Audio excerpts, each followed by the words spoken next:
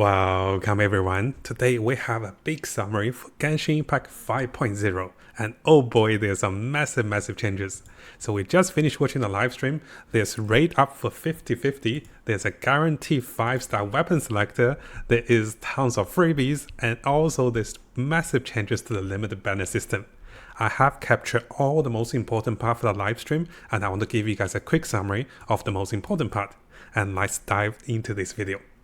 So the first thing you can see, there are 3 promo codes for 300 polychromes. There will be 3 characters that will be new to the game, with I cannot pronounce the name, with Kachina, Mali, and also with Kenichi. So there are 3 characters that will be joining to the game with 5.0.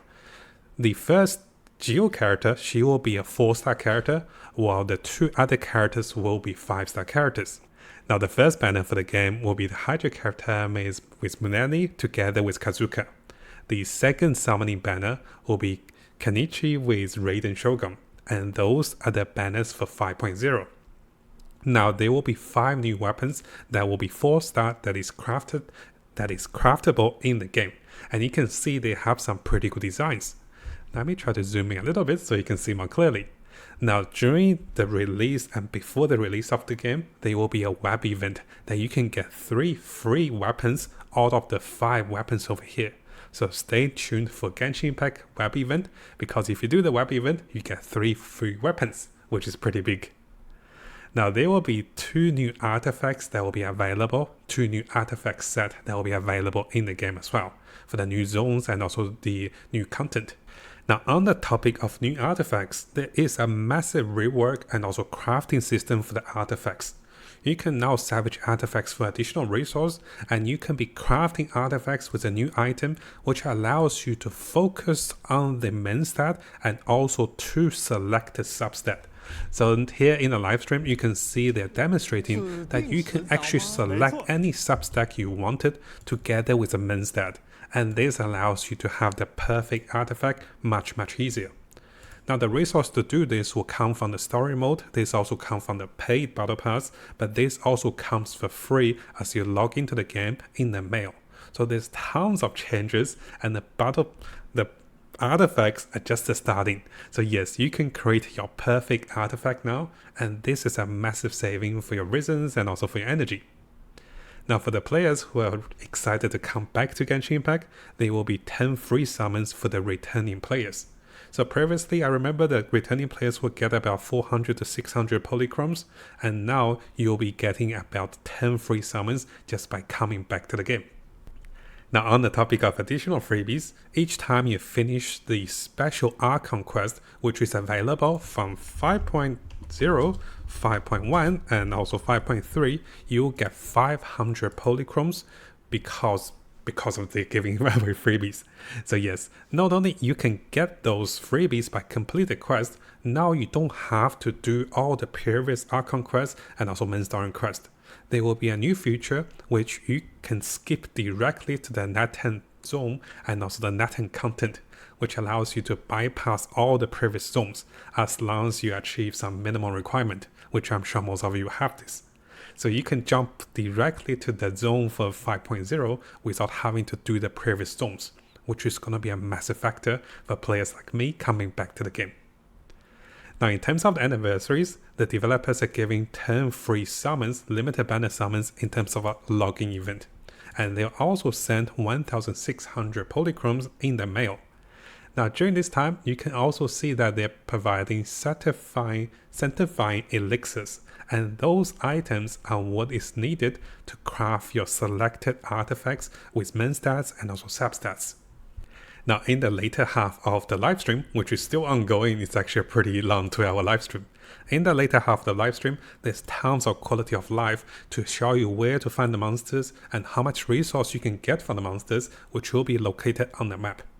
The developers has boosted the rate of materials dropped from the monsters, allow you to unlock higher world difficulties, and providing even greater loot coming from the Natan chest.